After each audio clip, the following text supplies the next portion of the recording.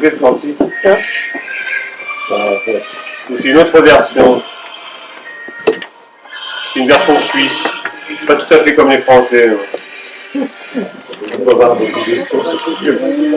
C'est la foi renverse nous les plus fortes murailles.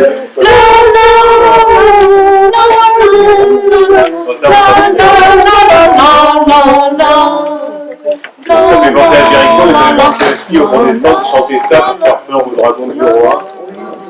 Bref. Les vieux cantiques qui traversent nos églises, je ne suis pas sûr que beaucoup les connaissent. Mais si, apparemment, oui, ça reste encore. Bonsoir. Donc aujourd'hui, on va continuer donc, sur les grands principes et donc sur aujourd'hui la foi seule dans une première partie. Je m'appuie toujours sur, sur la théologie protestante qui a été bien vulgarisée. Et il y a un gros tome qui est sorti. En gros, c'est André Gounel, qui est notre professeur et aussi théologien protestant plutôt libéral, mais qui est assez objectif dans la présentation qu'il fait du protestantisme. Donc je m'appuie sur cette présentation qu'il fait là. Plus, on ira voir un peu chez Jacques Ellul, là, il y a l'éthique de la liberté, il aborde cette question de la foi et des œuvres aussi. Et puis, voilà, différentes petites références à droite et à gauche. Mais vous pouvez retrouver les choses aussi dans ce bouquin de Jacques Ellul. Et c'est vrai que je vais démarrer par là, en catéchèse, pour expliquer souvent la foi, on va démarrer en disant on n'est pas dans une croyance, très compliqué à expliquer ça aux contemporains, et on n'est pas dans un sentiment ou dans une émotion quand on parle de la foi. Ça ne veut pas dire qu'il n'y a pas des choses dans la foi qui vont croiser ces éléments-là, mais on n'est ni dans une croyance, ni dans un sentiment, ni dans une émotion. Et donc on n'est pas non plus dans une doctrine, même s'il y a aussi des éléments de doctrine.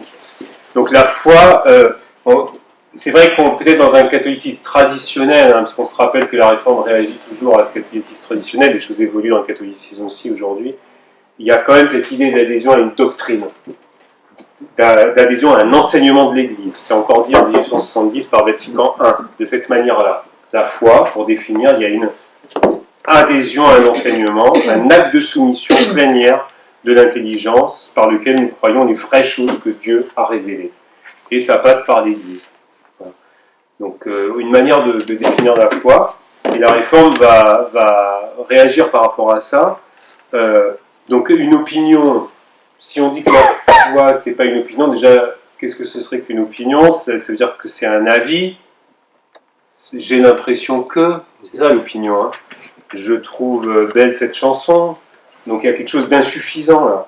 Je suis pas certain, je peux me tromper. Et puis, il y a quelque chose d'objectif aussi, je ne peux pas prouver, en fait, mon opinion. Hein, il y a quelque chose de cet ordre-là. Et l'opinion, donc, ça j'aime bien ce qu'il dit à un moment donné, il dit « L'opinion consiste à n'être pas sûr de ce qui n'est pas sûr. » Voilà. Aujourd'hui, on est en plein dedans. Hein, l'opinion qui régit, on a l'impression que toutes les décisions sont prises à l'opinion, et que c'est même assumé aujourd'hui sur... j'ai entendu il n'y a pas longtemps... sur un projet de loi où ils ont répondu en plateau télé, les politiques qui gouvernent, l'opinion n'est pas prête à ça en fait. Mais on n'a jamais fait l'abolition de la peine de mort par exemple. On ne peut pas entamer ce sujet-là, on n'est peut-être pas tous d'accord, mais sur la question de la foi, on va aborder par rapport à la foi la question de la science ou de la connaissance, c'est-à-dire si on oppose, on a beaucoup opposé la science et la foi évidemment, et ça a beaucoup, début du XXe siècle et courant XXe siècle et même avant, on opposait beaucoup des deux. Et il y a eu toute la question autour du créationnisme, il y a des questions qui ressortent encore aujourd'hui par rapport à la science, et alors, au moment où je parle, encore plus qu'il y a quelques années. Donc, dans la science, il y a quelque chose de certain, il y a quelque chose de certain. Je sais que demain sera jeudi, je sais qu'il pleut aujourd'hui, je sais, et je peux faire l'expérience, et je peux reproduire cette expérience. On peut prouver, je suis sûr de ce qui est sûr, même si la science a évolué aussi dans cette affirmation très, très ferme, parce que Aujourd'hui, plus on va dans l'infiniment grand et plus on va dans le plus petit, on a des doutes, on remet en question. Donc la science elle-même est dans une démarche d'expérimentation et de doute, bien sûr. Mais il y a des choses, des faits, des choses qu'on observe, des choses qu'on peut reproduire. Et donc il y a des choses sûres. Donc la foi n'est pas de cet ordre-là. Donc, je continue. Dans la foi, il peut y avoir quelque chose d'un acte qui soit intellectuel aussi. D'accord? Donc on n'est pas dans l'opinion, on n'est pas dans la croyance, ok, mais on pourrait dire que c'est quelque chose où on va penser, de l'ordre de la pensée. Et certains vont voir dans la foi un commencement de quelque chose qui demande des compléments, des étapes dans la vie chrétienne. Donc il y a la foi, alors on verra hein, si on la reçoit, si on la découvre, et puis elle va appeler la contemplation, de l'action, de l'obéissance, etc. Ça, c'est une manière de voir la foi, la charité, l'amour actif de Dieu, voilà. Et puis, pour montrer l'amour actif de Dieu, donc la foi n'englobe pas la totalité de la vie chrétienne. C'est quelque chose que l'on a, et à côté, on va vivre des choses qui seront en accord plus ou moins avec la foi, et puis elle va appeler à une sorte, on va peut-être parler même de progression. J'étais très étonné, là je fais une petite parenthèse, mais peut-être, moi en tant que protestant réformé, j'ai l'impression que j'ai pas reçu, et après en travaillant les textes bibliques non plus, dans cette théologie qui me structure, quelque chose de... J'ai pas beaucoup reçu quelque chose de l'ordre de la progression de la foi. Et les réformateurs ont insisté quand même, hein. Luther disait on est tous pécheurs, on reste pécheurs, mais pardonnés, sous la grâce, on revient à la première séance, parce qu'on est sous cette grâce. Et donc l'idée qui n'est pas qu'on peut avoir une épaisseur d'expérience de la foi, comme de la vie, on peut comprendre des choses, connaître mieux la parole, on peut avoir expérimenté des choses dans la relation à Dieu, mais je ne pense pas la foi comme une progression qui fait qu'on se rapprocherait petit à petit de plus en plus de Dieu. L'écart, pour moi, il reste le même. Et ma compréhension, mon expérience, ma manière d'aborder les choses vont faire que je vais peut-être vivre ma foi de manière alors plus paisible, plus nourrie, etc. Mais l'écart, le fait que je reste pleinement pécheur, pour moi est une donnée, cette compréhension-là est une donnée essentielle. Pleinement humain, pleinement pécheur avec mes faiblesses, et sous la grâce de Dieu, ce qui fait que je peux vivre debout, grâce à cette grâce.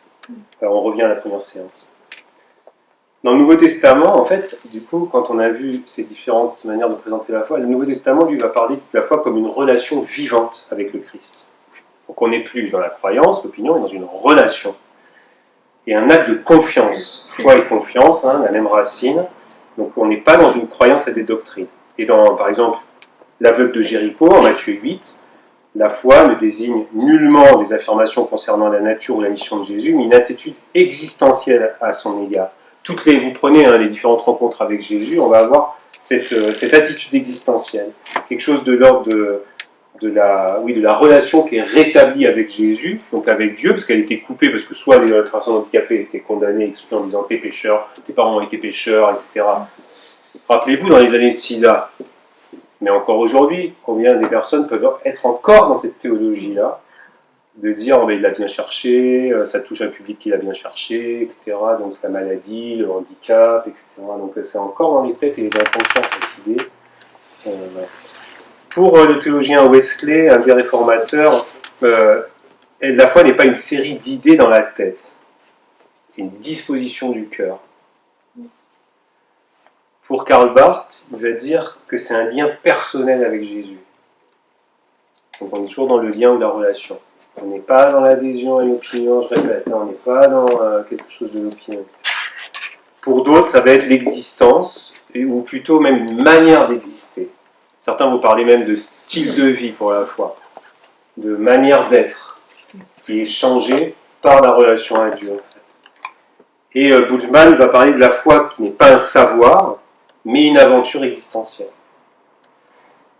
Donc, les catholiques aussi parlent de lien existentiel, évidemment, de relation, mais peut-être qui vont peut-être plus insister sur l'adhésion à des vérités révélées et qui vont être dites dans la tradition, et que l'Église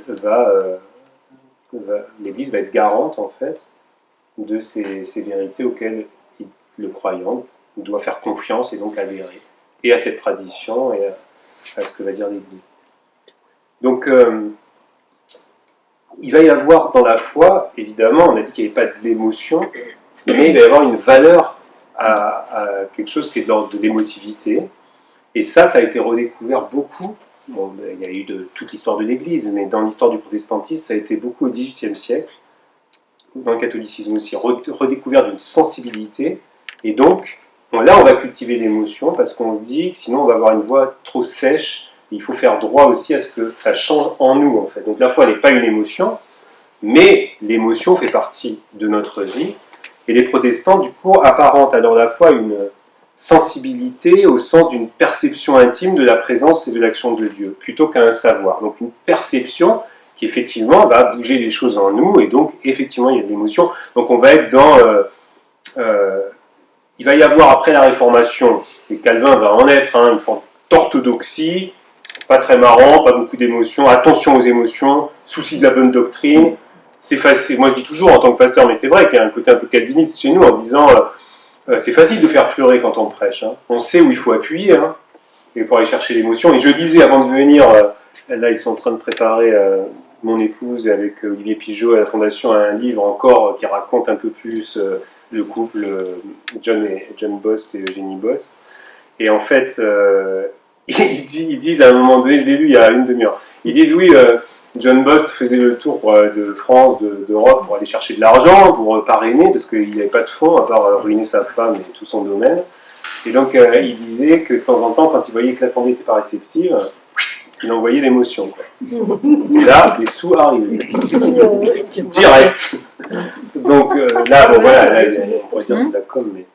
Et après, on a la Réformation, surtout l'orthodoxie, souci de la bonne doctrine, et au XIXe siècle, petit à petit, il y a un accent sur la sincérité, et puis il y a des réveils, et le libéralisme aussi, finalement, dans les deux courants qui paraissent opposés, réveil et libéralisme, les réveils religieux qui faisaient un peu trembler les murs des temples, avec des choses assez sentimentales, qui vient du romantisme aussi, qu'on trouve dans la théologie. Et bien on va avoir de l'accent sur il va y avoir une piété émotive, une affectivité religieuse, et on va parler de sanglots, de repentir, de larmes de joie. Et dans cette période du 19e, John Bost, quand il commence à prêcher à la force chez la famille de sa future femme, mais qui était qu'une adolescente au départ, il a fallu qu'il attende, lui, comme Jacob et compagnie. Et là, on dit que les gens aimaient bien ses prêches parce qu'il y avait de l'émotion et qu'il les faisait pleurer, quoi. Et qu'on avait quelque chose de plus conservateur, libéral au temple de la force, et que les gens ne voulaient pas le pasteur qu'on leur envoyait parce que c'était pas assez d'émotion et de chair, en fait, de charisme. Apparemment, il avait du charisme. Bon, je prends des exemples locaux. Et on va avoir dans le catholicisme, là j'ai eu une citation là, de Chateaubriand, j'ai pleuré, donc j'ai cru, donc il va y avoir aussi ce mouvement dans le christianisme en général. La vie croyante relève alors du cœur ou de l'âme, on se laisse toucher, on se laisse remuer, on se laisse impressionner. Et vous avez des cantiques qu'on chante encore aujourd'hui, ils reviennent un petit peu, parce que moi dans mon enfance on ne les chantait plus du tout, mais ils ont été remis au bout du jour par certains groupes. Quel ami fidèle et tendre. Quel ami fidèle et tendre. Nous avons Jésus-Christ. Voilà. Donc là, on est vraiment dans la relation. Jésus dit dans l'évangile de Jean, vous êtes mes amis, etc. Donc il y a cette relation d'amitié, mais quelque chose de ce Jésus avec presque on appuie sur une foi émotive à l'époque de femmes avec l'image de la femme et la place qu'elles avaient, qui pouvaient prendre Jésus comme l'époux, etc. Idéal. Et on l'a dans la Bible, puisqu'on a bien l'épouse ou la prostituée, quand on parle du peuple d'Israël, selon c'est dans l'Alliance, l'Église comme épouse du Christ. Donc on a des choses comme ça qui touchent à la conjugalité. Et donc on va avoir cette foi qui va être qui va faire droit aux émotions. Et vous voyez aujourd'hui les courants religieux, et dans le protestantisme notamment, qui vont vraiment aujourd'hui insister sur cette dimension-là. Il y a nous on a des gens qui viennent de partout, hein, aujourd'hui, dans notre Église, qui grandit. Ben, on a des gens qui avaient une foi plutôt évangélique parce qu'ils sont convertis dans ces milieux-là. Et je sais qu'il y a eu, au début, là, quand j'étais en 2020, il y a quelqu'un qui est venu pendant 6 mois, au bout d'un moment avec sa famille, elle m'a dit, écoute Joël, moi j'arrive pas avec la louange que vous faites, qui est plus classique, alors que pourtant on mettait quand même beaucoup d'efforts. Et en fait, en disant, elle ne me permet pas de me mettre d'être en présence de Dieu. Donc là, j'ai interrogé avec elle dans l'accompagnement pastoral que j'avais avec elle, en disant, de toute façon, tu vas où t'es bien, il n'y a pas de souci. Mais j'ai quand même interrogé avec elle la place de l'émotion dans la relation, comme dans la foi. Il y a eu une réaction à tout ça, c'est la réaction barthienne. Donc Karl Barth, c'est avant la guerre, pendant la guerre, après la guerre, hein, Karl Barth, il y a une réaction contre le sentimentalisme et qui a beaucoup marqué toute la génération des pasteurs d'après-guerre. Et les émotions qui parasitent la réception de la parole. Et du coup, ça a donné, jusqu'à aujourd'hui dans notre Église, peut-être on en sort un petit peu, un intellectualisme très intéressant, très, comment on dit, corseté, on va dire, mais très sec aussi, qui peut être asséchant. Il pouvait être asséchant dans les cultes, en fait. J'ai un copain qui s'est converti et qui est devenu pasteur dans l'Église réformée, qui venait d'un milieu catholique, populaire, communiste, et qui m'a dit, mais en fait j'avais l'impression que je pouvais venir au culte, mettre ma tête sur un banc, partir au marché faire mes courses, revenir à la fin du culte, remettre ma tête, tout s'était bien passé. En fait, rien n'était rien, ni du corps, ni des émotions. Et c'est pour ça que je vous racontais la dernière fois une théologienne catholique qui dit, mais moi quand je vais dans un temple protestant, je sais pourquoi je suis catholique, parce que quand je vais dans un temple protestant, j'ai froid. Moi j'étais super vexé de son et en fait, parce qu'on essaye justement que ce soit pas froid et que voilà, qu'on dise il y a aucune, à part cette suspicion que la foi, en fait, qu'on aille faire croire que la foi est une émotion, ou de se servir de la misère ou des émotions pour aller chercher les gens, bon, à part ça, jouer sur les émotions pour attirer les gens, effectivement, là, il y a une limite qu'on ne veut pas franchir, mais sinon, on a des corps. Moi, personnellement, je l'ai beaucoup vécu quand même à la fondation de John Bost, où les personnes en situation de handicap nous renvoient vraiment qu'on a des corps, qu'on a des émotions, et que c'est pas que nous qui ne sommes pas en situation de handicap, quoique, il y a beaucoup de handicaps invisibles, des choses qu'on a. On a besoin aussi donc voilà, il y a un rééquilibre à faire sur un calvinisme ou un intellectualisme d'après-guerre très asséchant. Donc, pour la réforme, la foi n'est pas principalement une émotion du cœur, vous l'avez compris, pas plus qu'elle n'est essentiellement l'adhésion à une doctrine. Donc, qu'est-ce que c'est que pour la réforme ? La foi, c'est avant tout la présence agissante du Christ dans l'existence des fidèles. Paul dit, en Galates 2, elle est le Christ qui vit en moi. Le Christ vit en moi. Elle est ce qui fait naître en nous la présence du Christ. Elle est une rencontre avec Dieu qui donne naissance à une relation prenante et vivante. Donc c'est Dieu qui a l'initiative. Là, vous voyez me revenir sur la première séance sur la grâce. Ça embête certains, cette histoire, mais pour les protestants, Dieu est l'initiative. Ça vient de lui. La foi, c'est un don. Luther va dire la foi est l'œuvre de Dieu et non de l'homme. C'est important, hein, c'est-à-dire qu'on bataille, nous, pour avoir la foi, pour essayer de progresser dans la foi. C'est l'œuvre de Dieu. Arrête de te casser la tête. Donc, un autre réformateur, Bucer, qui va dire Dieu implante la foi en nous. Tillich qui va dire la foi n'est pas un acte humain, bien qu'elle se produise en l'homme, elle est l'œuvre de l'Esprit de Dieu. Sigvald, un théologien contemporain, qui dit l'irruption de Dieu dans la conscience humaine. L'irruption de Dieu dans la conscience humaine. On pourrait dire l'irruption aussi dans le monde, mais aussi en nous. Donc la présence du Christ en nous. Le Christ habite et vit en nous parce qu'il en a ainsi décidé, c'est un don. Et nous ne pouvons pas la provoquer ou la faire naître nous-mêmes. Comme j'étais à Montbazillac, la belle journée qu'on a eue dimanche, j'étais sur l'atelier sur la transmission. Il n'y avait pas de consensus, hein, mais presque un consensus. Il y avait quand même débat sur le fait qu'on ne peut pas transmettre la foi. Que tous les parents que nous sommes, grands-parents, ils disent mais on ne transmet pas la foi. On peut transmettre, on peut éveiller, on peut faire l'éveil biblique, comme on dit aussi, et on peut, comme là, elle a témoigné, la libraire, comment elle racontait aux enfants, etc. Mais la foi, c'est pas parce qu'on est dans une famille chrétienne qu'on va devenir chrétien. Le Christ habite en nous, et oui, c'est pas l'homme qui crée sa foi, mais c'est la parole de Dieu. Combien je suis là ? Il me reste combien de temps parce que je vois que... Combien ? 10 minutes ? Ouais. Ok. Oui, le pouvoir. C'est ça, le pouvoir.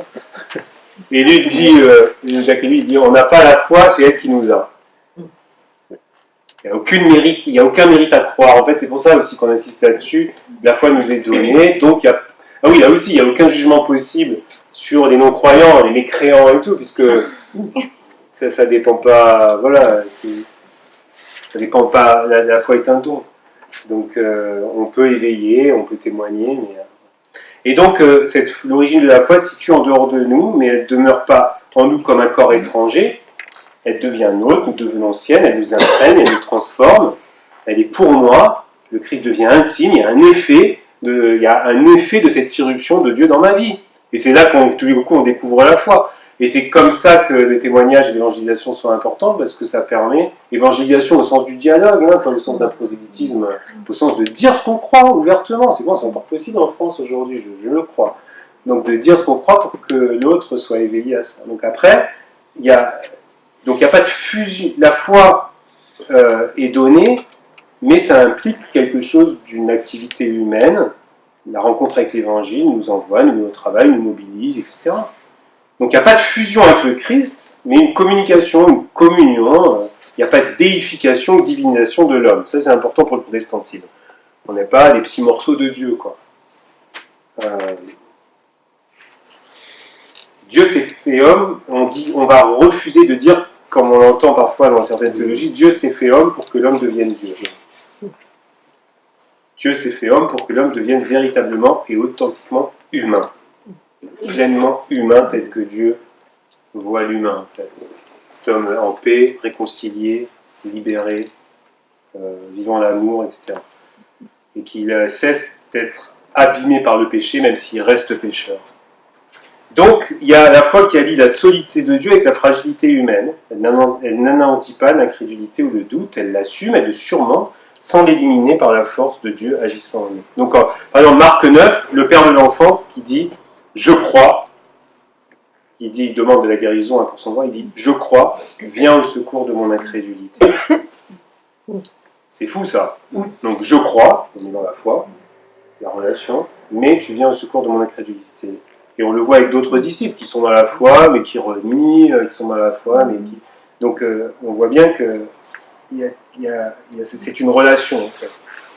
Comme dans un couple, on est unis, mais différents. Et...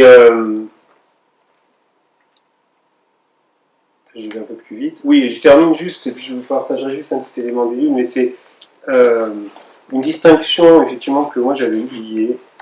J'avais pas oublié le sens, mais j'avais oublié les termes. Alors, il y a des termes latins, hein, fidesque, fidesque, qui est simplement, je vous donne les mots en latin, mais c'est simplement distinguer l'acte par lequel on croit de la croyance, ce que l'on croit. C'est-à-dire de la foi comme un don, action de Dieu, une présence active, donc par grâce, par le moyen de la foi, nous sommes sauvés. Et puis le fidesque qui va être les croyances, les doctrines par lesquelles je tente de comprendre, d'expliquer. Donc en fait, on a besoin de ces affirmations doctrinales, de ces croyances, mais c'est des explications, c'est des formulations, c'est des essais pour comprendre. Et c'est pas pareil que la foi comme un don, une action de Dieu, une présence active dans ma vie. Et on peut des fois, vraiment, confondre les deux. C'est-à-dire avoir un système de pensée sur Dieu. Ok, j'adhère à la confession de foi, je suis dans cette doctrine, j'ai bien compris ce qu'était que la foi est. Et puis la dimension alors on va parler de spirituel, existentiel, de Dieu dans ma vie. C'est pas tout à fait la même chose. Et donc le protestantisme a insisté sur le Christ dans ma vie. Juste deux petites choses. Je vais vous lire pour finir un extrait là, de quelques pages d'Éthique de la liberté. Alors il y a l'Éthique de la sainteté qui est sortie des livres, c'est 2 fois plus gros que ça en fait. Je fais quelques pages après page, mais avec un crayon à la main. Non mais dans ça donc c'est super, l'Éthique de la liberté, il y a des belles pages aussi sur la foi et les œuvres. Et juste une citation avant de vous lire ça de Paul Keller que j'ai connu, qui est un pasteur... qui a été, quand j'étais à Grenoble, il avait initié pas mal de choses à Grenoble, il était moitié pasteur, moitié guide de haute montagne.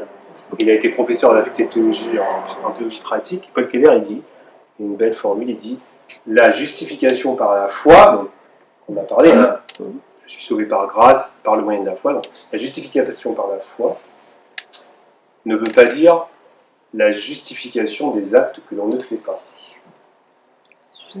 La justification par la foi n'est pas la justification des actes que l'on ne fait pas. Parce que, comme le protestantisme avec Luther s'est construit en disant attention à ne pas retomber dans un marché avec Dieu, c'est pour ça que je vais terminer sur les œuvres, parce qu'on a parlé de la foi et puis il y a la question des œuvres. Attention à ne pas retomber dans un marché avec Dieu en disant voilà les actes que j'ai faits pour gagner mon petit paradis, je suis un bon petit chrétien, nanana, etc. Il dit attention, ok, on est d'accord, on est sauvé que par la foi et par la grâce de Dieu, mais ce n'est pas la justification des actes que l'on ne fait pas. Donc les œuvres, c'est pour ça que je vais vous lire un petit bout d'Élude, qui dit, donc là on s'accroche un peu, je vais vous lire, et puis je termine par là. La foi est en vérité l'œuvre par laquelle l'homme confirme l'action de Dieu à son égard. En effet, c'est dans la foi, et non pas dans tel acte, que l'homme entend les promesses de grâce, qu'il est l'objet de l'action divine. Quand l'homme croit, il ne fait que reconnaître ce que Dieu a déjà fait pour lui en Jésus-Christ, et il l'accepte pour vrai, il l'accepte pour lui. Parce que la foi en Jésus-Christ a pour objet, parce que la foi a Jésus-Christ pour objet, c'est par la foi que l'homme est réconcilié avec Dieu. La foi est l'œuvre par excellence parce qu'elle conditionne l'ensemble de notre vie. Et notre œuvre vraie, notre œuvre, dans la foi, notre œuvre, c'est pas les petites œuvres qu'on va faire, nos œuvres deviennent valables et bonnes parce qu'elles sont l'œuvre de la foi en Jésus-Christ. Et cette œuvre, c'est bien notre œuvre. En fait, l'ensemble de notre vie est une œuvre. Et que si on commence à séparer, à se dire la foi et les œuvres, on va faire du marché avec les œuvres. Si on dit la foi est une œuvre, le Christ vit en moi, c'est l'homme qui a, donc je continue à lire, là j'ai fait une digression, c'est l'homme qui est appelé à croire et qui croit. Il opère lui-même à ce moment décisif. Et c'est cette décision, donc de réponse à Dieu, qui entraînera toute la direction de sa vie, la production de toutes ses œuvres.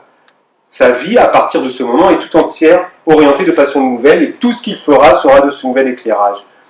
Dans cette nouvelle direction. C'est cela qui caractérise en définitive ses œuvres. Il n'y a donc aucune opposition entre foi et œuvre, aucune contradiction. Le fameux débat, heureusement dépassé aujourd'hui, 1972, la bonne année, sauvé par la foi ou par les œuvres, est un faux problème. Il dit ça à des protestants qui disent, là.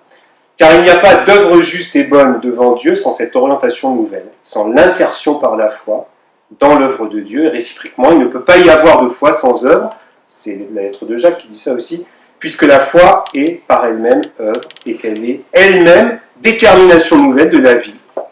Voilà. Toute la journée, quelques petites citations de ce passage, je ne vais pas tout vous lire, toute la journée nous faisons des œuvres. Il faudrait cesser de vivre pour qu'il y ait une foi sans œuvre. Et après, il termine en disant il n'est possible qu'à la fois de pratiquer les œuvres de la loi. Hors de la foi, nous l'avons vu, cela est impossible. C'est-à-dire que, ils disent ce que dit Jésus, en fait, ça sert à l'obéissance à la loi qui reste bonne pour Jésus n'a de sens que lorsqu'on est dans la foi, puisqu'elle n'est plus un fardeau trop lourd à porter, cette loi, mais elle est vraiment quelque chose de joyeux à suivre et qui est une limite qui peut être dépassée par l'amour et qui reste bonne, en fait. Peut-être que je comprends ce qu'il nous raconte là. Voilà, bon, j'ai envie de dire là, mais vous comprenez, c'est bien de revenir là-dessus, je trouve, parce que je pense qu'il ne faut pas repartir avec cette idée que les protestants ont mis du côté des œuvres. En plus, c'est pas vrai, puisqu'on a beaucoup d'œuvres protestantes, donc au nom de la foi, beaucoup se sont levés pour des œuvres, comme du côté catholique d'ailleurs. Mais ces œuvres sont vraiment vues comme une reconnaissance et une conséquence du Christ qui vit en moi, et non plus comme un devoir d'une application de la loi.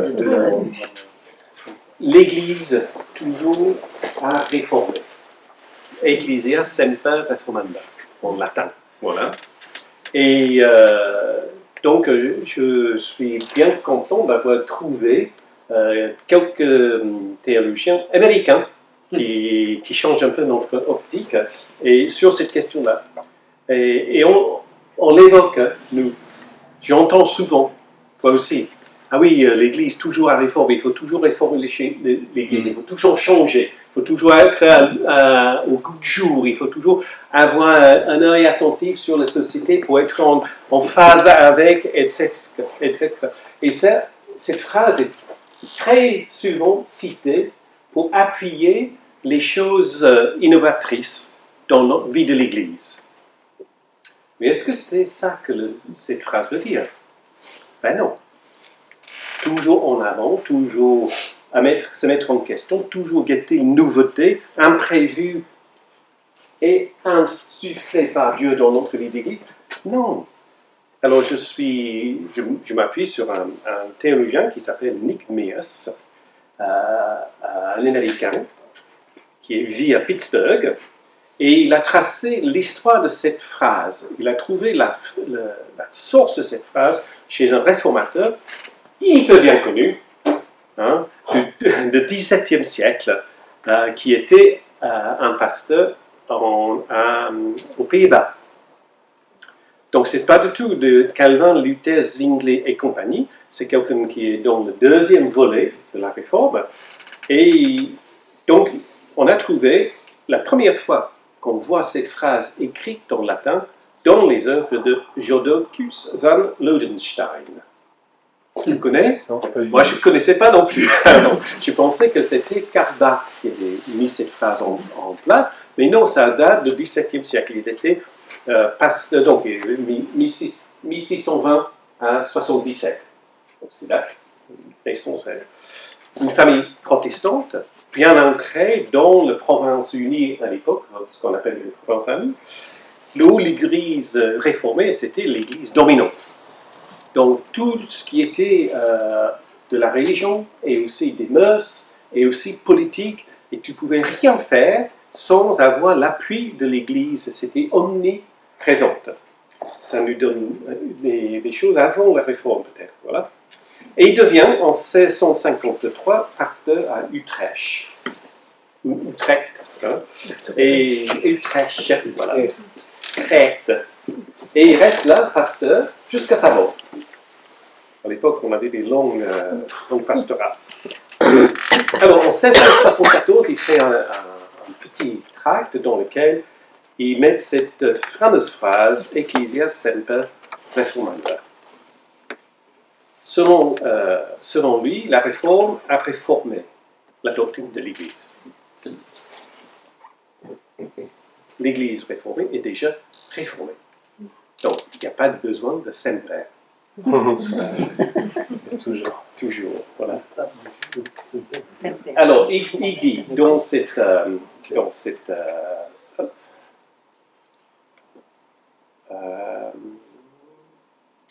l'Église est réformée et a besoin d'être réformée selon la parole de Dieu. Le verbe est passif. Okay? Le verbe n'est pas toujours en train de se réformer. Ce n'est pas un truc à l'intérieur, mais toujours en réforme. C'est ça le sens du latin. Et par l'Esprit de Dieu, à travers la parole de Dieu, nous ne trouvons pas cette phrase chez les premiers réformateurs du XVIe siècle, mais la phrase reflétait bien le pensée. Je ne dis pas le contraire, mais cette phrase n'était pas là au XVIe siècle. Et je pense que chaque partie de cette phrase est importante. D'abord, l'Église est, EST, réformée, avec un R majuscule. S'il est vrai que Jésus est ressuscité d'entre les morts, il y a 2000 ans en Palestine, c'est aussi vrai pour nous, à notre époque, et à tous les siècles depuis. Toujours vrai. Les différentes confessions de foi que nous partageons à travers une multitude de cultures d'époques annoncent clairement que Jésus est, au présent, ressuscité. Mais en même temps, les églises changent, développent, adaptent, bougent de manière significative en fonction du temps et du lieu où les églises se trouvent.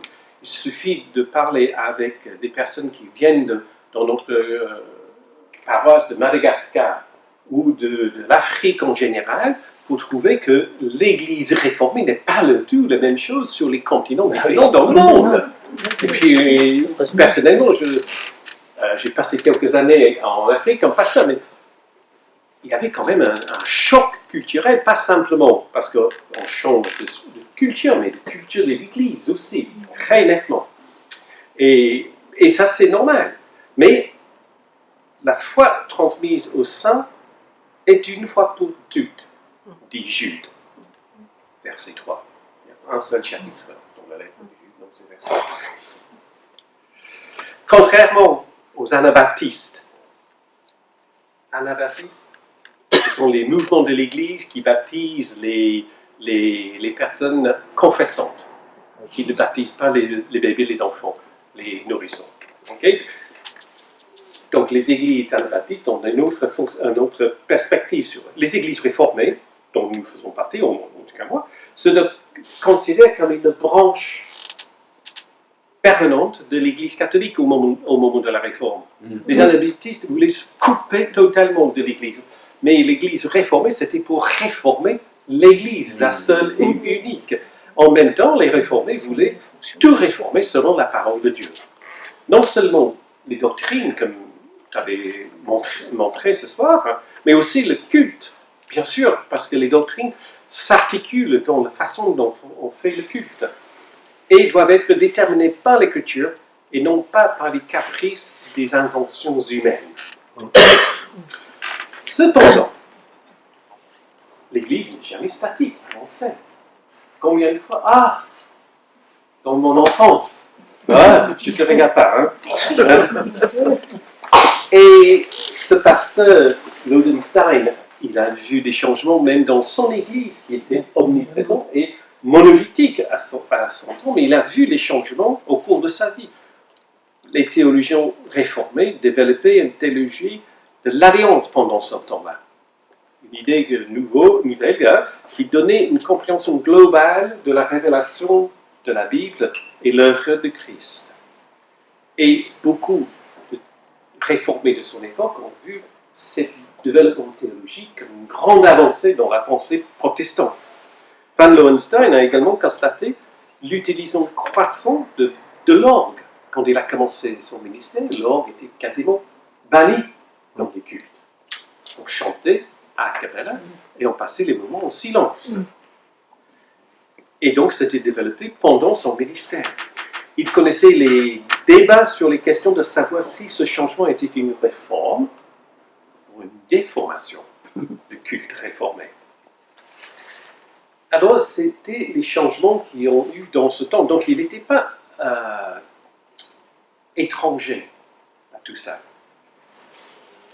Mais, est-ce que l'Église réformée est toujours en train de se réformer? Est-ce que c'est là le type de changement qu'il avait en esprit quand il disait que l'Église réformée est toujours en train d'être réformée? Non, bien sûr que non. Lodenstein ne pensait pas à ces améliorations dans le culte, ou de doctrine, ou de façon d'organiser la vie de l'Église. Ces questions de réforme externe avaient été définitivement accomplies et réglées par les calvinistes, bien avant lui. Il n'était pas un homme des siècles suivants qui croyait que les progrès et le changement étaient nécessaires et bons en soi. Il pensait que la Bible était claire sur ce qui était de la doctrine, du culte et le gouvernement de l'Église. Et les églises réformées avaient réformé ces choses correctement, il écrivait. Dans ce sens-là, la réforme est toujours un retour sur les textes bibliques, à l'enseignement. La grande préoccupation de Van Lodenstein n'était pas l'aspect extérieur de la religion, mais plutôt cet aspect intérieur. Tu avais déjà dit le piétisme, ce mouvement piétiste, hein, j'aime bien dire que c'est un peu le mysticisme protestant. Je ne sais pas si on peut le dire comme ça. Hein. C'est centré, c'est intériorisé, etc. C'était lui. Il faisait partie de ce qu'on appelle de seconde réforme néerlandaise. Voilà, donc j'avais vaguement entendu parler de ça il y a 45 ans. Et donc, ses préoccupations religieuses étaient très proches des puritains anglais, les puritains anglais comme les Quakers et entre autres. Et il fallait que les ministres conduisent les gens dans la véritable religion du cœur. Il considérait que le grand danger de son époque n'était pas la fausse doctrine ou la superstition ou l'idolâtrie, mais le formalisme.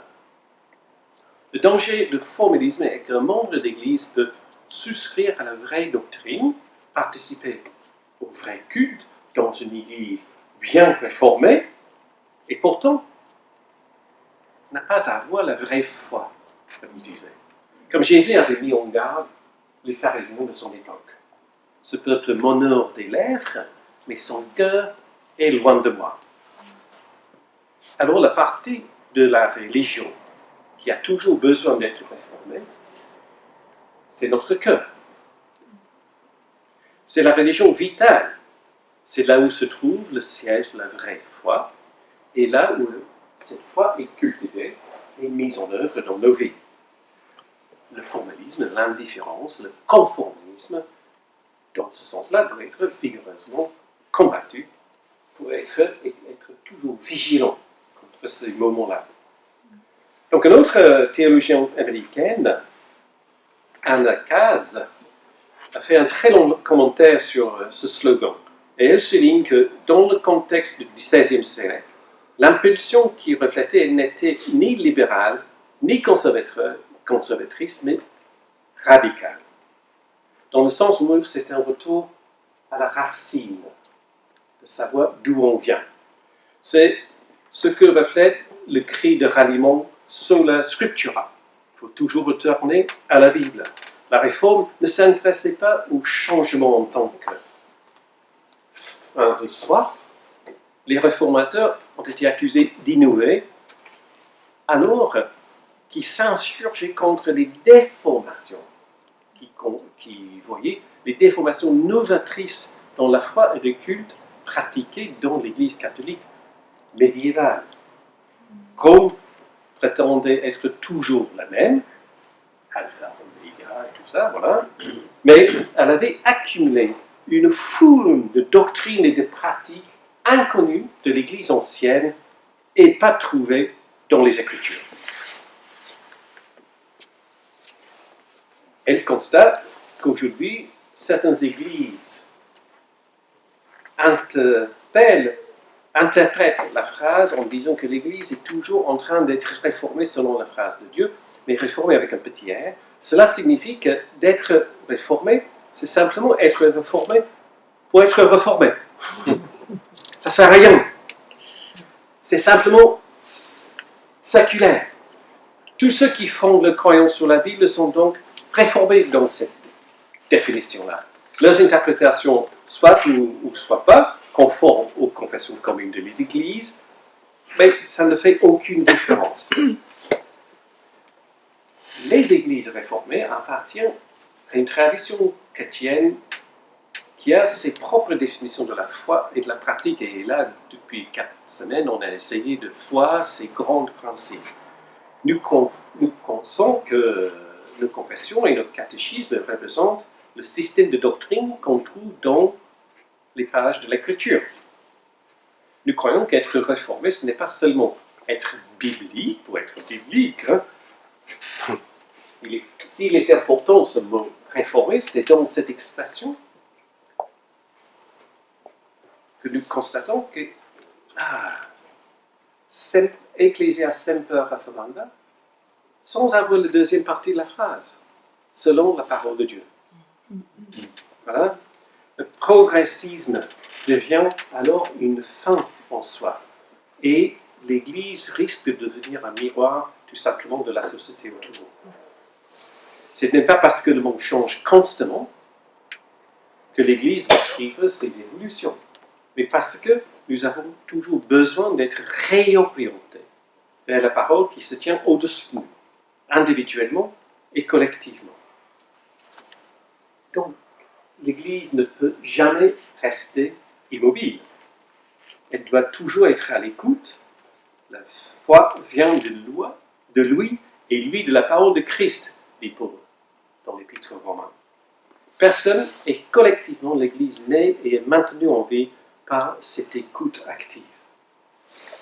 L'Église reçoit toujours les dons de la part de Dieu, ses orientations, réorientations parfois.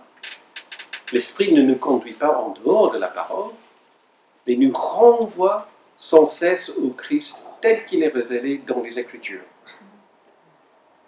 Nous avons besoin toujours de revenir à ces voix du berger qui nous connaît par notre nom. Cette perspective fait en sorte que la tradition n'est jamais infaillible. Et en même temps, elle nous met en garde contre l'obsession protestante de vouloir toujours repartir de zéro de chaque génération et de créer une nouvelle dénomination dès qu'on n'est pas d'accord avec les anciens. Lorsque la parole de Dieu est la source de notre vie, notre loyauté ultime n'est pas envers le passé en tant que tel, ni envers le présent, ni l'avenir, mais envers cette parole. Dis-le ce mot, victorieux dans toutes nos détresses. Nous chantons après les paroles de Luther. C'est ni derrière nous, ni devant nous, mais au-dessus de nous que notre Seigneur règne sur notre corps et pour tout le temps. Et lorsque nous disons l'Église réformée, toujours encore de réformer selon la parole de Dieu, nous confessons que nous appartenons à l'Église et pas simplement à nous-mêmes, et que cette Église est toujours créée et renouvelée par la parole de Dieu, plutôt que par l'esprit de notre temps. Alors, merci à Van Lodenstein. J'étais bien content de faire ta connaissance et de dire avec toi, l'Église réformée est toujours en train de réformer selon la parole de Dieu. Ou de dire autrement pour nous ce soir, puisque nous avons maintenant une Église réformée dans tous les aspects extérieurs de doctrine, de culte, de gouvernement, faisons attention. Veillons toujours à ce que nos cœurs et nos vies soient réformés sans cesse, par la parole et l'Esprit de Dieu. J'aime bien que je peux dire un mot sur la foi. Et moi, je vais dire un mot sur ce que tu dis. Voilà. Non. Alors, souvent, je suis sûr que c'est arrivé aussi. Quelqu'un vient de moi, mais en vous, Joël, j'ai perdu la foi. Voilà, j'ai perdu la foi. Comme si c'était quelque part dans ma poche ou dans mon portefeuille, etc. Et comme si la foi fait partie de mes possessions. J'ai perdu mes clés. Ou la femme dans l'évangile de Marc avec ce petit bout de... Et moi j'ai dit que c'est peut-être à vous. C'est un peu trop simple ce que j'ai dit, mais quand on dit les choses sont simples, mais quand on les met en pratique, c'est beaucoup moins simple. Et j'ai dit peut-être changer de perspective, que tu ne possèdes pas la foi, mais c'est la foi qui te possède. Et peut-être ça va changer de perspective que tu as sur la foi. Cette idée de recevoir. Ouais, ça me parle beaucoup, ça. Non, sur l'Église, en fait, on a, nous, tendance à utiliser sur la tradition. On a juste fait un petit passage où nous, il n'y a pas d'autorité. La tradition n'a pas d'autorité qu'à la Bible, en fait. Et la tradition n'a pas d'autorité n'a pas l'autorité que nous donnons à la Bible. D'accord. Dans le protestantisme. La Bible est une tradition. Oui, mais on avait dit autrefois, dans une autre rencontre, que c'est pas l'Église qui définit la parole, mais c'est la parole qui définit l'Église, dans ce sens-là. Et donc en fait, la question, souvent en rigolant un petit peu dans le protestantisme, on dit c'est quand même, faut faire nous attention, parce que malgré qu'on dise que la tradition, donc l'interprétation successive de la parole en fait, viennent remplacer en fait la parole elle-même, qui pour nous fait autorité avec l'action du Saint-Esprit, sinon c'est juste texte de littérature. Voilà, c'est un texte de littérature. Le problème, c'est que la parole est elle-même une tradition. La Bible, c'est une tradition. Oui, mais c'est une parole, du coup, alors je vais finir mon propos et après je reviendrai là-dessus. Et c'est dire, nous, la tendance qu'on a souvent, c'est de dire, donc tu parlais de revenir aux origines, quelque chose qui est impossible à faire. Et nous, c'est comme si on avait l'Église primitive, et puis après on démarre la réforme, quoi. Donc, et voilà, nous, on a tendance à faire ça dans l'histoire. Et ça, c'est quelque chose qu'on n'a pas le droit de faire honnêtement. Et c'est pour ça que je dis souvent à des personnes, l'histoire de l'Église catholique avant le XVIe, c'est aussi mon histoire de chrétien. J'en suis aussi responsable. C'est parce que je suis protestant que non, moi c'est l'Église primitive et à partir du XVIe ça me concerne. Avant c'est les cathos qu'on fait n'importe quoi. Non. Responsable et partie prenante. Oui, complètement. Avec des interprétations qui étaient très différentes sur, par exemple, la Trinité. Oui. Il y a un truc qui me fascine, c'est que tous les chrétiens actuellement ont à peu près la même image de la Trinité, alors que jusqu'au 4e, 5e siècle, il y avait plein de visions différentes de la Trinité, voire pas de Trinité, Jésus homme et différent de Dieu, et avec des guerres et des massacres, bien sûr, comme il s'en est commis à toutes les époques. Et ce que je trouve, l'Église réformée actuelle, l'Église catholique universelle, normalement, et fait que je comprends, réformée, on fait partie de l'Église universelle, ou l'Église orthodoxe, où tous les chrétiens dans le monde, enfin, presque, ont la même image de la Trinité, alors que jusqu'au 4e siècle, il y avait des images différentes. Ça, c'est un truc qui m'étonne. Mais c'est pour ça que j'aimais bien, à la fin, ce que disait Gounel, c'est-à-dire dans la distinction entre la foi, le Christ vit en moi, qui est une expérience, je ne peux pas prouver, c'est ce que je vis, c'est de l'ordre de la relation à Dieu, d'un don, voilà, voilà, quelque chose qui est... Et puis la foi, qui est aussi, et on assistera moins là-dessus en protestantisme, mais quelque chose de... mais ça fait partie aussi de la foi d'une compréhension, d'une mise en forme. Nous, on n'a pas de dogmatique qui s'impose aux croyants. Dans le protestantisme, on a des dogmaticiens. On a des dogmaticiens, on a des gens, mais qui ne font pas autorité pour le croyant. Moi, j'ai eu des cours de dogmatique, etc. Donc, oui, mais ce que je veux dire, du coup, la Trinité fait partie de ces constructions théologiques. Je suis d'accord avec toi, là, quand je dis ça.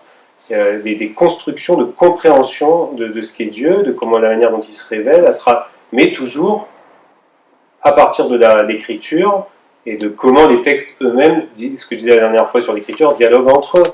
C'est-à-dire que, mais là où on peut être peut-être on n'arrive pas à être d'accord, c'est sur la confiance que moi je vais faire sur les témoignages des auteurs bibliques qui à un moment donné, pour moi, sont des témoignages une collégialité, aussi avec des questions de pouvoir, aussi avec des questions de choses ont mis ensemble et qu'on fait de canon, et que je fais confiance dans ma foi, peut-être naïve, de dire là, Dieu a permis à ces hommes et ces femmes d'apporter un témoignage véritable pour révéler l'amour de Dieu, etc.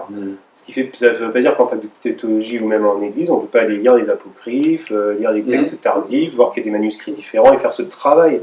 Et on ne peut pas les lire. Si, justement, on les lit. Moi, j'ai le Thomas de ça, moi je l'ai lu, on l'a étudié, et heureusement, on va voir les manuscrits, on va voir.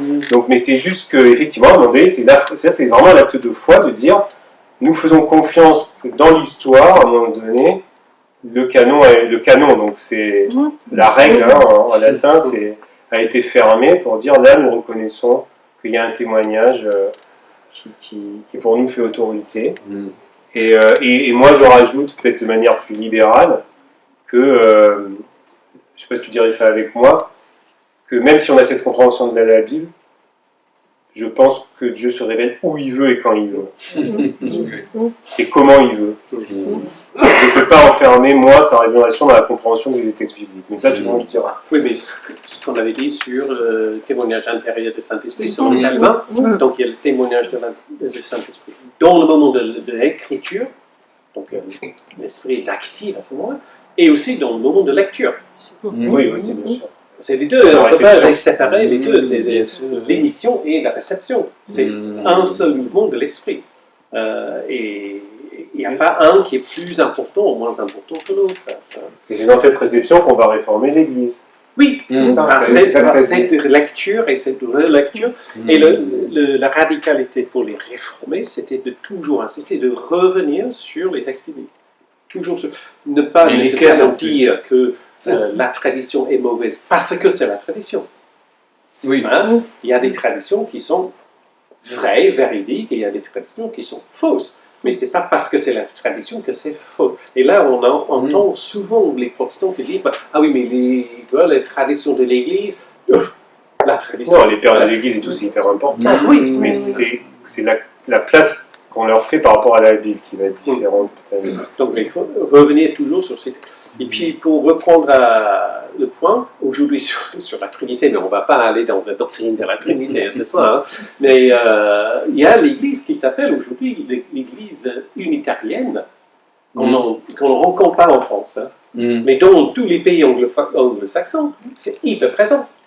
Quand j'ai fait mes études comme pasteur d'église baptiste en Angleterre, on faisait conjointement avec les réformés et les unitariens. Eux, ils avaient les cours dogmatiques propres à eux, mais ils participaient dans les cours à la fac avec nous. Et, donc, les pasteurs, les paroisses unitariens, unitariens, ça veut dire qu'il n'y a qu'un seul Dieu, que Dieu le Père. Okay. Donc, il fait savoir sa volonté par son esprit, et Jésus, c'est un homme. Un super prophète, tout ce qu'on veut, je ne sais pas exactement combien il place, mais absolument pas Dieu. Là, c'est clair. Et je ne sais pas le nombre d'églises, de paroisses ou de pasteurs qu'ils ont dans le monde, mais ça existe.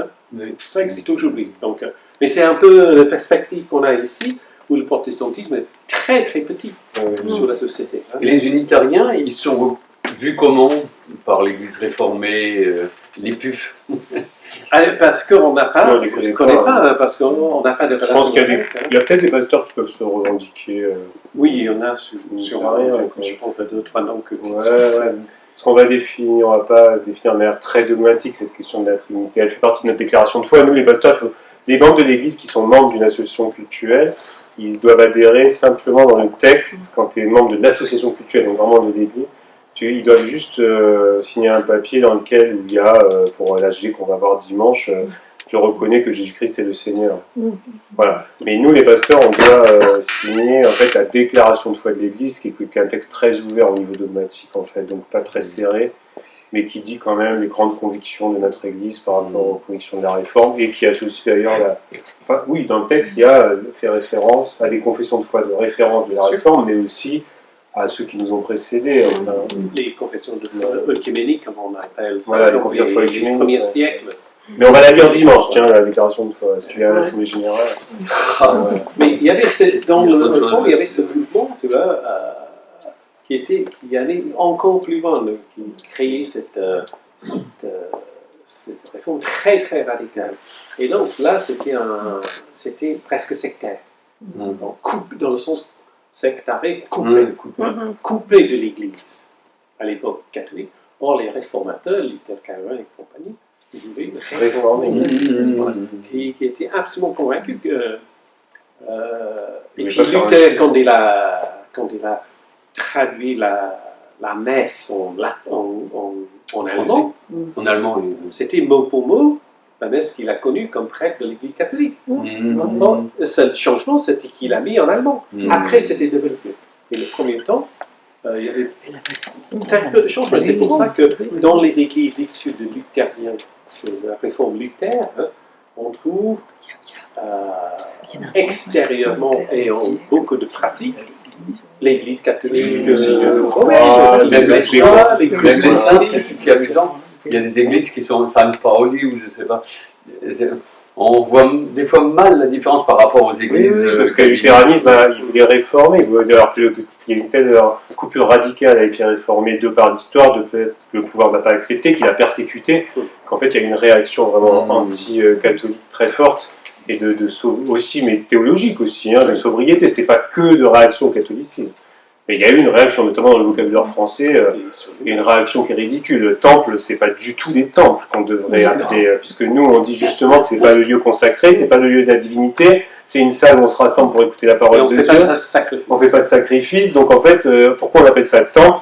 On se référait, dans l'histoire du protestantisme français, au peuple d'Israël, qui avait été lui aussi en exil, voilà, tout bon. Et donc, du coup, on se référait un peu à ça, et donc on a pris des éléments pour faire par réaction. Mais en Allemagne, on ne parle pas de temple, peut-être un peu en Suisse. Italie, On n'appelle pas ça des synagogues, Voilà. des lieux de Donc, rassemblement. Est-ce qu'il y a d'autres... En Italie, c'est l'église réformée. D'accord. Et vous disiez que la foi, c'est un don de Dieu. Oui. Donc, moi, je me souviens de ma mère qui disait que nous étions prédestinés. Oui. Parce qu'en fait, C'était, bon, ma mère, c'est une calviniste. on en a un petit peu parlé déjà, mais c'est difficile à comprendre. Et aujourd'hui, on ne va pas prêcher, tu diras ce que tu en penses, sur la prédestination, la double prédestination, de Calvin. Aujourd'hui, on ne prêche plus ça de manière dogmatique comme ça. Par contre, ce qu'on a bien compris, ce qui s'est passé à la Réforme quand il a prêché ça, c'était de dire, ce que je disais au départ sur la grâce, c'est la question du salut ne nous appartient pas, elle est réglée. Soyez libérés, apaisés, c'est plus votre affaire. Arrêtez d'être dans la culpabilité permanente, arrêtez d'essayer d'avoir la super foi, arrêtez de croire que c'est par vos œuvres que vous allez aller au paradis, etc. Donc quand il a dit ça, il faut se rendre compte de ce que c'était dans cette société avec la peste, les mortalités infantiles, les angoisses, le marché sur l'enfer, les guerres, etc. On est vraiment dans un autre contexte. Les gens, leur priorité avec les gamins qui mouraient, on avait 6 enfants, il y en a 3 qui restaient. C'était qui va être sauvé. Donc c'était dans cette angoisse-là, il dit, mais relisez, ma grâce te suffit, dit Paul. Et voilà. Et ça, c'est pour ça qu'après, ils ont insisté lourdement de manière doctrinale pour dire, non seulement on est élu dans ce sens-là, de dire c'est l'affaire de Dieu, et pour les damnés, ben, c'est pareil, arrêtez, c'est pas votre affaire, quoi. Donc c'est l'affaire, et d'ailleurs, je vous l'ai dit déjà ça dans une séance, mais dans le texte du jugement dernier, dans Matthieu 25, il y a les justes qui se présentent, vous m'avez visité, vous avez soigné, vous m'avez donné à manger, etc. Et puis après, donc eux, ils seront dans le royaume, et puis il y a les autres qui arrivent, on ne dit jamais ce texte d'ailleurs, où ils disent, ben, vous ne m'avez pas visité, et eux, ils vont à la GN, et ça, on prêche toujours sur la première partie d'ailleurs. Mais ce qui est intéressant, et je vous l'ai déjà dit une fois, c'est que les deux, ceux qui sont dans le jugement, qui arrivent justes et les injustes, on va dire, les deux ne savent pas. Ils disent quand on t'a donné à manger, quand on t'a donné à boire, et les autres quand est-ce qu'on t'a pas visité. Donc, c'est pas notre affaire. Et ça, c'est une libération énorme. Moi, vraiment, je la vis comme ça, personnellement. Alors, il y a une chose qui m'interpelle. Après, c'est les autres religions non chrétiennes. Je fréquente un peu trop l'Orient, enfin bon, et je connais des bouddhistes extrêmement, qui ont une foi extrêmement profonde, extrêmement respectable. Et ils ne sont pas chrétiens, ils n'ont rien de chrétien.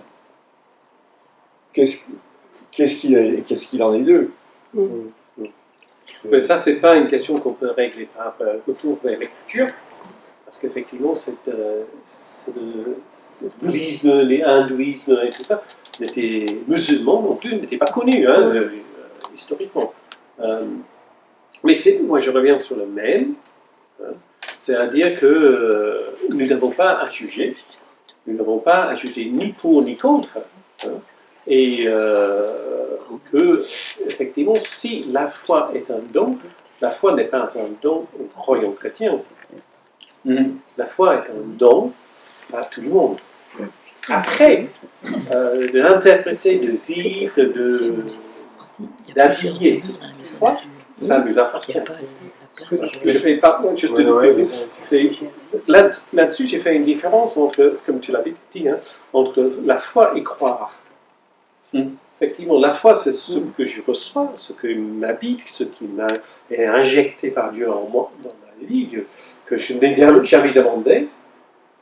Le parti croire, c'est ma mise en pratique. Et puis je dis je crois en Dieu. Ma question, c'est pas je crois que Dieu existe. Je dis pas ça. Cette question-là, c'est ce que nous pose toujours. Comment tu peux croire que Dieu existe? Je dis mais je dis pas que je crois que Dieu existe. Je dis je crois en Dieu.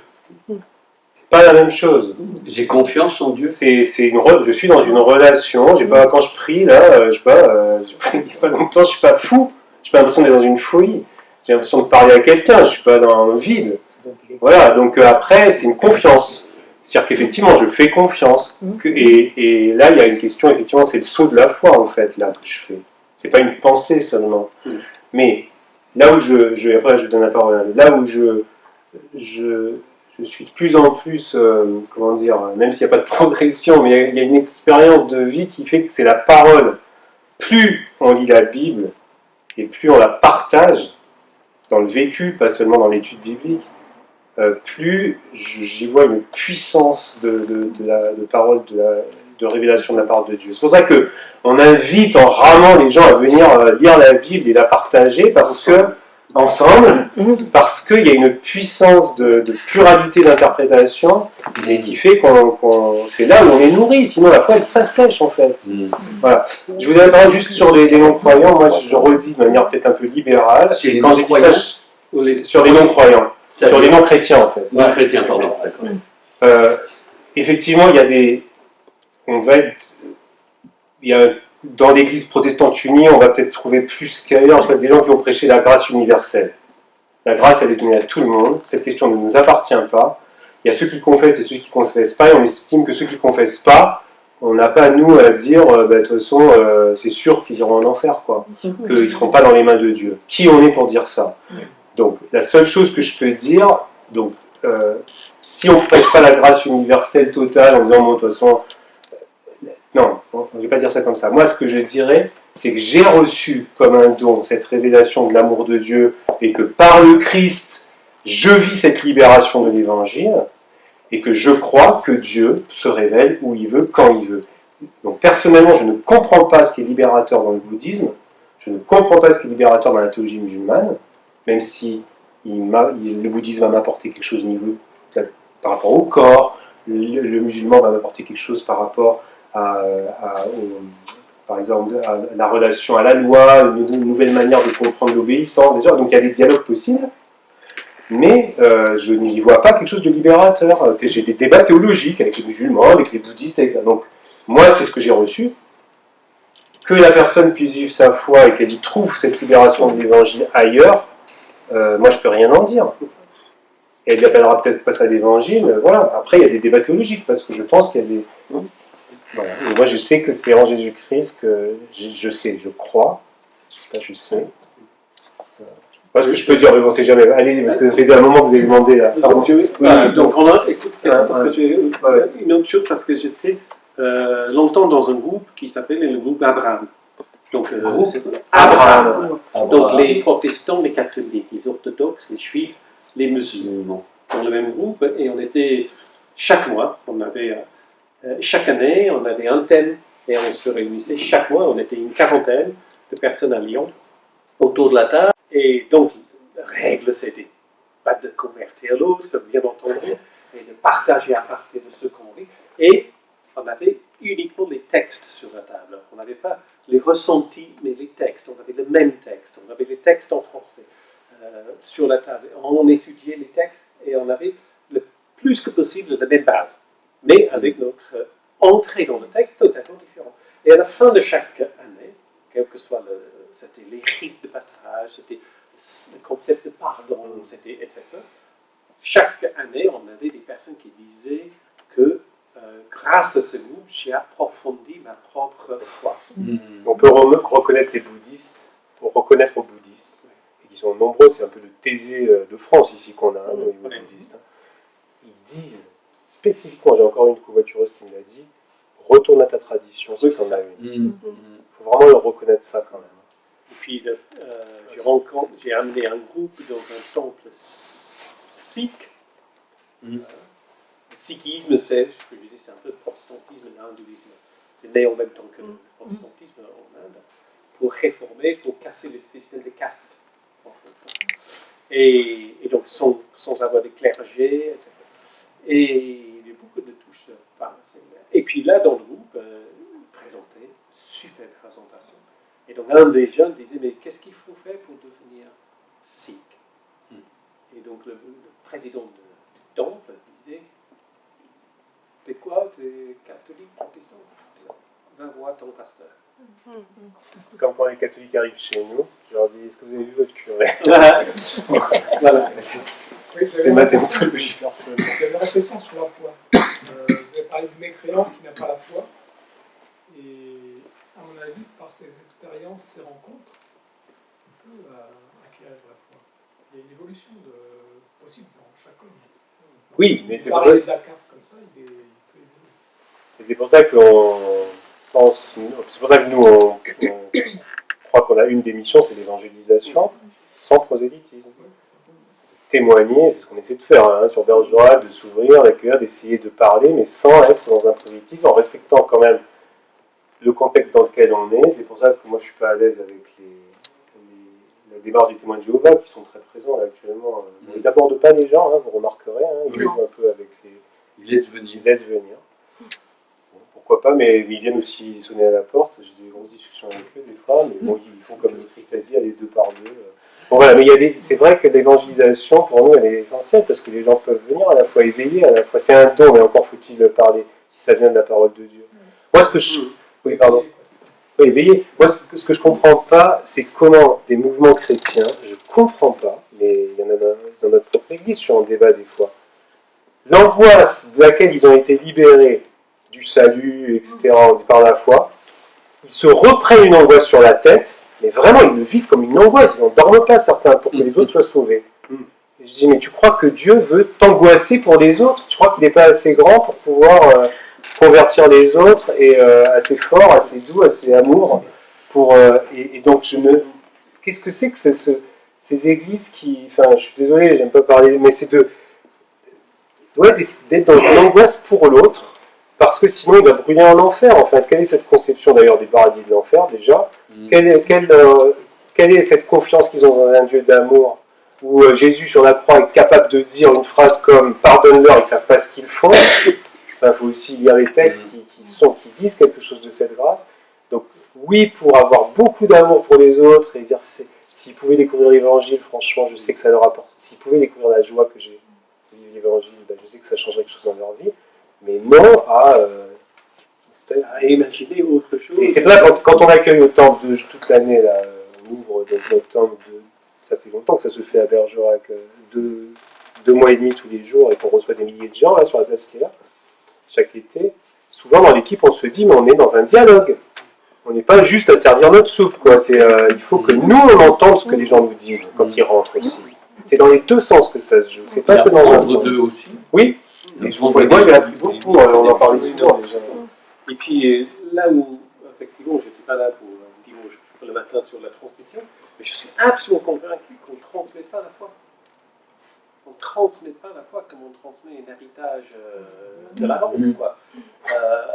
Mais ce qui est le plus grand de choix, c'est d'entendre les personnes raconter le témoignage de la grand-mère ou le grand-père, pour dire que cette personne a vécu sa foi et j'étais touché par ça. Et puis peut-être cet éveil à la foi, moi je suis convaincu que l'éveil à la foi est 99%, parce que c'est une personne à personne. Certains théologiens vont développer le fait, je crois que Bonhoeffer le dit aussi, de dire que de retrouver cette dimension d'obéissance qui fait que c'est à travers aussi le fait de prendre le chemin, d'agir, de s'y mettre en fait, d'entrer en dialogue avec les autres, de lire, d'avoir une action pour l'autre, que la foi va s'éveiller aussi. C'est pas juste dans une démarche intellectuelle, littéraire ou de pensée, quoi. Et surtout pas d'ailleurs. C'est vraiment, et d'ailleurs Jésus éveille la foi, et la nouvelle alliance, même si dans un milieu juif, mais à travers la rencontre, et des gestes, des paroles libératrices, c'est jamais dans la synagogue, il est très peu, hein, il y est, le moment où il est, il veut le tuer. Et le monde où il était, c'était bien différent que notre monde aujourd'hui aussi. Donc il y avait personne qui était mécréant à l'époque. Oui, voilà. Il y a des sociétés encore dans le monde où ils ne comprennent pas l'athéisme, ce est que terrible nous pour eux. vivons ici. Dire, je suis Ou sans même Dieu. encore pire, on ne sait pas, l'agnostisme, en quelque sorte, parce que au moins l'athée a fait la démarche intellectuelle et sensuelle à se poser la question sur l'existence ou de la pratique ou de l'activité de Dieu, de divin. Et puis décider non. Mais quelqu'un qui est agnostique, c'est... Voilà, je ne sais pas. D'autres choses peut-être, parce que du coup on fait des réponses très longues, mais on peut débattre un peu si vous voulez. Comme tu as deux pasteurs. Ouais, pardon. Je suis un peu étonnée réponse qu'il donnait aux gens qui veulent aller vers d'autres religions, de dire retournez à votre tradition, revenez d'où vous venez. Parce qu'avec ça, il y a des jeunes maintenant qui se tournent beaucoup vers les religions druidiques, par exemple. Donc, Non. Moi, ce que j'ai dit. Et puis d'où on vient, on ne sait pas d'où on vient. Moi, j'ai fait un raccourci tout à l'heure, c'est-à-dire du coup, mais c'est ce que je dis aux frères et sœurs catholiques parce qu'on est dans la même confession. C'est pour ça que je me permets de dire ça aux catholiques et on les accueille en fait quand ils ont fait le choix parce qu'il y a une blessure, parce qu'on les accueille et moi je leur dis on a le même baptême donc bienvenue chez vous quoi. Enfin, voilà. Mais c'est vrai que sur la question des autres religions, je ne l'aurais pas dit comme ça. C'est-à-dire que je peux le dire aussi en disant à la personne essayer de comprendre pourquoi il y a une rupture avec sa propre tradition et ne pas en tout cas évacuer. Je trouve que c'est honnête de dire c'est pas bienvenue chez nous finalement parce qu'il y a eu des théologies qui disent rejetez tout ce que vous aviez et comment je pense que c'est une honnêteté de dire relisez un peu d'où vous venez dites-nous et puis après bien sûr c'est l'évangélisation c'est de faire découvrir l'évangile. Moi je suis assez d'accord avec vous dans le sens où enfin je le comprends comme ça retournez à votre religion à votre tradition, on va dire. Parce que je pense que celui qui creuse vraiment autant mettons le musulman que le bouddhiste, si on creuse vraiment sa tradition, on rencontre le même Dieu, selon moi. Il y a débat. Si on creuse sa tradition, on n'entend pas bien derrière. On rencontre le même Dieu. Mais oui. Voilà, par exemple, Emmanuel. Une autre façon, alors peut-être avec une différence qui est évidemment. Dans le Coran, il n'y a pas. Ce qui, moi, me plaît chez les chrétiens, chez Jésus, entre autres, c'est cette histoire de. C'est l'amour, cet amour, effectivement, qui n'est pas dans les autres. L'amour inconditionnel. Voilà, inconditionnel, absolu, jusque sur la croix. Dire, en fait, cette chose d'humanité est totale. Je ne l'ai pas retrouvée dans le Coran, pas spécialement, disons, pas aussi bien exprimé. Voilà, pas aussi bien exprimé, je le dirais comme ça. Maintenant, si c'est pour. Je pense bien que les bouddhistes trouvent cette chose qui. Moi, c'est Andrew qui m'avait expliqué la première fois qu'il a dit ça, c'est. Le Dieu est c'est une perception. Pas une croyance, pas une doctrine, pas une perception ou un chuchotement. Voilà. Qu'on entend ou qu'on n'entend pas. Moi, je pense que c'est ça. Après, je ne sens pas le bouddhisme en soi bien creusé. Une dernière chose, c'était l'humilité bouddhiste. Dans les actes de la vie courante, on retrouve chez les bouddhistes, je crois qu'ils doivent nettoyer le sol. Voilà. On trouve cette humilité, entre autres.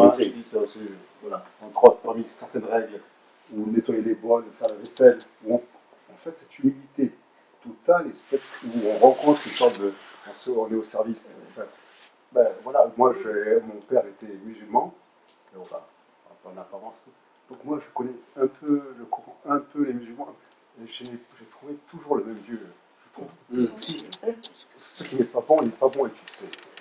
Ce qui est bon, est bon, et tu le sais.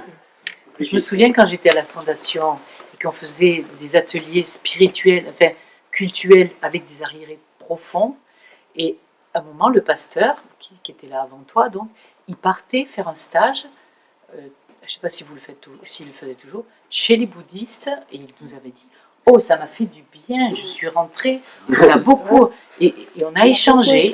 J'ai dit « Mais tu vas... » Il me dit « Oui, ça fait partie du... » Moi, C'était dans les années à Montpellier, parce qu'on avait 90. sous la main, mais j'amenais systématiquement un groupe de catéchèses à la synagogue et à la mosquée, dans leur parcours. Mais ce qui était important, c'est simplement de pouvoir reprendre avec les jeunes, non pas pour déconstruire ce qu'ils ont entendu, de dire, ok, on a entendu ça, comment on rentre en dialogue, en débat, et pas une espèce de syncrétisme où tout est dans tout. C'était une ouverture. Voilà. Et puis, l'autre chose aussi, c'est la difficulté, je le dis parce que c'est vrai, on n'arrivait jamais à avoir le retour. Jamais. Je disais aux Juifs, écoutez, quand est-ce que vous venez au temple, quoi. Donc, dans les réunions interreligieuses, ils étaient là, mais avec les gamins. Les juifs, en fait, c'était pas leur préoccupation à l'époque. Déjà, il y avait par rapport à l'antisémitisme et tout, il fallait qu'ils survivent, qu'ils essaient d'organiser leur communauté, qu'ils essaient déjà de vivre je comprenais, hein, c'est pour ça qu'il n'y avait pas de jugement, mais on n'arrivait pas à avoir le retour. Et les musulmans, ils étaient dans une dimension de on se déploie, on essaie de trouver notre place, vous l'avez depuis 500 ans, donc c'est pas notre priorité. Quoi. Mais je trouvais ça dommage. Voilà. Parce que c'est là où l'intérêt de l'interreligieux, qui n'est pas pour moi un syncrétisme, mais qui est vraiment un dialogue et de poser nos désaccords en fraternité. Quoi. C'était dans ce cadre-là, je pense. Ouais. J'en ai déjà parlé, toi. J'ai déjà parlé. Ouais. Non, j'ai dit je t'en ai déjà parlé. Oui, et Colette. Moi, bon, vous le savez, j'étais en Algérie et quand j'y suis allée la dernière fois, mon père m'a dit, t'amènes ta Bible? Ah, j'ai dit oui, j'amène ma Bible. Il m'a dit, fais attention. Et avec mes amis algériens, on a pu discuter et dialoguer jusqu'à un certain point. Mais ça s'est très très bien passé. Mais tout dépend de lieu, de contexte, d'occasion. Parce que dans mon tout premier poste en tant que pasteur, j'étais nommé directeur de centre interreligieux de Southampton en Angleterre. Et c'était une grande pièce où toutes les écoles, laïques et confessionnelles, venaient tous les ans, ils amenaient les enfants dans le centre pour découvrir. Et on était allé chez tous les différents cultes. Et en Angleterre, il y en a un paquet. Il n'y a pas que des bouddhistes, il y a des sikhs, des hindous et tout. Voilà. Et donc, chaque culte nous a donné une boîte d'objets qu'ils utilisaient dans le culte. Normalement, les personnes dans certaines religions ne touchaient pas ces objets. C'était uniquement le prêtre, c'était uniquement tel. Mais là, ils étaient d'accord qu'on utilise ça dans notre. Et les enfants sortaient les boîtes. Et à partir de ces objets qui étaient classés visuellement, utilisés, passés de main en main comme la coupe de communion, étaient entre les mains de tous. Et à partir de ça, on a approfondi, avec les enfants, au niveau des enfants, la religion de l'autre. Mais il n'y a jamais eu c'est meilleur chez nous, parce que personne n'était là, sauf moi. J'étais le seul représentant d'une religion. Quoi. Et moi, j'ai trouvé cette expérience-là, pour moi, je ne sais pas pour les enfants, on n'a pas eu beaucoup de retours, mais toutes les religions jouaient le jeu. Et moi, j'avais un retour super avec les commentaires et les aperçus que les enfants ont de ces objets différents. Un coussin. Et ça, pour moi, ça n'empêche pas ces démarches-là d'avoir, j'insiste là-dessus, un débat avec les autres religions. C'est super quand on arrive à faire ça. J'avais une fille voilée pendant 3 heures de bagnole la dernière fois, étudiante en médecine, 20 ans, et on a fait de la théologie. Moi, je disais, je ne comprends pas ton obligation de porter le voile, mais je te respecte et je me battrai pour que tu puisses le porter en France. Voilà. Mais du coup, on a parlé de théologie. J'ai pris du Paul, elle m'a raconté, elle m'a dit. Et il faut qu'on ait ces lieux-là, je trouve. Oui, alors Emmanuel, et après, je vous redonne la parole. Oui. C'est pour. Est-ce qu'on va les uns chez les autres? C'est vrai que les musulmans, ils ne viennent pas prier chez nous, les juifs non plus. Mais nous non plus, j'ai pas vu beaucoup. Enfin, je ne sais pas, est-ce que vous avez déjà été prié à la mosquée? Oui. C'est très intéressant. En plus, prier, la prière musulmane, l'ensemble, les ablutions plus la prière, c'est un exercice d'hygiène extraordinaire. Entre autres. Et ce que je veux dire, oui, on ne va pas assez l'un avec l'autre, et même dans la prière. Et moi, il y a une image qui me parle, c'est les religions, c'est comme des instruments de musique. Ce qui compte, c'est la musique. Et quand tu fais de la clarinette, de la trompette, de la guitare, ou que sais-je, tu ne dis pas la guitare c'est mieux que la trompette. Tu dis chaque instrument a sa place. Et ce qui est magique, c'est quand tous les instruments jouent ensemble. Et ça ne t'empêche pas, quand tu fais de la guitare, de toucher de la clarinette, ou quand tu fais de la trompette, de toucher de la guitare. Tu fais plusieurs instruments en même temps. Pour moi, les religions, c'est la même chose. Si tu veux être bon dans un instrument, évidemment, tu vas travailler plus un instrument qu'un autre. Et ça, je comprends que quand je suis chrétien, je vais approfondir la tradition chrétienne. Mais c'est pas Oui, parce on a que... compris l'image, ouais. Mais Mais après, pour moi, cette image de Théodore des Monod, instruments de musique. Théodore Monod parlait d'une pyramide où chacun montait d'un côté. Voilà. Mais ça, c'est une dimension d'une théologie protestante libérale. Tout le monde n'est pas d'accord pour. C'est bien Non, dommage. ouais, on donne la parole et puis on en avant. Alors, juste un peu. Première chose, c'était quoi tu es Plus fort pour les personnes derrière. Pardon. Il me semble, je crois que c'est, je sais pas si c'est Descartes ou Pascal, mais un des deux, je crois, a dit on a la religion ou la tradition de sa nourrice. Voilà. Peu importe, en fait. On s'en nourrisse. De sa nourrice qui nous a. Ah, ça nourrisse. Voilà, de sa maman, quoi, on va dire. Ah, ouais, ouais. On ne choisit pas, c'est presque à la limite, c'est comme ça. Mais, Dans le autre point. christianisme, on dit la mère église. Ce qu'on dira moins dans le protestant. Oui. Mais à Chalon-sur-Marne, il y a le temple protestant et la synagogue qui sont face à face dans la même rue. Et la synagogue est brûlée. Est-ce que c'est criminel ou pas? Ce qui fait que les protestants ont dit aux juifs, bah, écoutez, nous, c'est pas le même jour, donc venez au temple, il n'y a pas de problème, on vous laisse, on vous donne les clés et vous faites votre office comme vous en avez l'habitude. Oui, mais parce que chez nous, le lieu n'est pas un lieu consacré, en fait. Ouais. Et les juifs n'ont pas accepté. Voilà, Ah oui, c'est ce que j'allais dire. oui, Ça deuxième dépend des question. questions. Et la deuxième chose, c'était, en revanche, j'ai plus de mal quand on me dit, ou quand on dit, Christ, enfin, la foi est avec Christ, voilà. Christ vit en moi. Christ vit en moi. C'est Paul En qui fait, dit. j'ai du mal, oui, j'ai du mal avec cette phrase. Donc, j'ai du mal, peut-être parfois avec les cantiques où on chante, pour dire, oui, louer le Seigneur Jésus-Christ. Pourquoi? Ça rejoint un peu ça, ce que je vous disais au début. Dès qu'on donne une image, enfin, un nom, on a tout de suite l'image. L'esprit humain ne peut pas être trop limité pour. Voilà, c'est le gars aux cheveux blancs, les yeux bleus, c'est ça.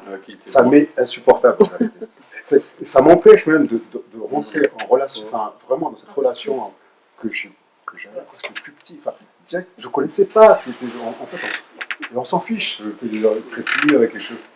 Non, mais c'est pour ça que les cheveux frisés, sans doute. c'est pour ça que les juifs interdisent, mais c'est pour ça que c'était. Les juifs interdisent de prononcer le nom, ils disent Adonai à la place de Yahvé, quand ils disent le C'est texte. un autre nom à la place. Ils passent sur Yahou, le tétragramme, et à chaque fois qu'ils passent sur le tétragramme, ils disent pas Yahou ou Yahvé, ils disent Adonai, le Seigneur. Donc en fait, ils prononcent pas non pour pas mettre la main dessus, pas d'image pour pas enfermer Dieu dans une image. Là, avec les protestants, on est assez réformés, on est assez d'accord. Sauf sur le nom de Dieu, où nous, en tant que chrétiens, nous disons Jésus nous a révélé. Voilà, le visage, un visage de Dieu, enfin, il a révélé, et donc il dit, quand vous priez, dites papa, Abba en araméen. Donc il y a une proximité avec Dieu qu'on a redécouvert à travers Jésus-Christ. Ouais, mais je comprends que ça tout de suite, il y a des images qui nous viennent. Ça peut freiner. Est-ce qu'il y a quelqu'un frustré qui avait encore quelque chose à dire? Parce que la prochaine fois, si je ne me trompe pas, c'est Christ ce Sauveur. Jeudi 10. Voilà, jeudi 10. Only him. Alors, sur une autre. Ah oui, Christ seul, oui. Voilà, c'est ça, tu vois. Et avec toutes vos questions. Dans une foire aux questions. Malheureusement, je ne serai pas là avec vous ce jour-là parce que j'anime une table ronde interreligieuse sur Villeneuve-sur-Lot, sur le thème, et on est 6 participants de 6 confessions différentes, sur le thème de corps, âme, esprit, vivre ta spiritualité aujourd'hui. Et donc, On fait une différence entre l'âme et l'esprit. Alors, ça sera retransmis et en podcast sur la radio Bastide. Ah, Ok. Et Et vous les captez en c'est des confessions chrétiennes, musulmanes, musulmans, bouddhistes, juifs, interreligieux. On a les pruniers ici, à côté de Bergerac. Oui. Qui est un lieu bouddhiste. Ils ont participé au marche de la fraternité il y a 2 ans, mais l'année dernière ils n'y étaient pas, on n'a pas réussi à les contacter, ils nous ont pas répondu, on n'a pas compris pourquoi. Mais ils y étaient il y a 2 ans, ouais, sur la marche de fraternité qu'on fait maintenant chaque année. Et une année, on a fait des petits groupes de discussion à la fin de la marche, pas cette année, mais je pense qu'ils feront l'an prochain. Il y a un monastère, j'ai dit monastère parce que c'est le mot qui nous vient en fait, bouddhistes survivent bien sûr aussi. Moi, j'ai rencontré des bonnes sœurs catholiques qui venaient faire leur retraite au village des Premiers. Mais vous avez vous avez des chrétiens permanents qui travaillent au Premier, qui restent chrétiens. Oui, et qui sont chrétiens. Et ça doit poser question aussi aux églises de dire comment. Alors là, c'est comment on habite la question du corps, de la communauté, la question de la nourriture, la question de qu'est-ce qu'on fait de ces questions-là, pour aussi accueillir des gens qui sont chrétiens mais qui ne trouvent pas dans leur église cette dimension aussi la dimension au corps, la dimension spirituelle. Une manière autre, pour des réformés, c'est compliqué de se réformer là-dessus, mais je pense que c'est nécessaire. Ok, donc rendez-vous jeudi prochain. Merci à vous. Merci. Merci à tout le monde.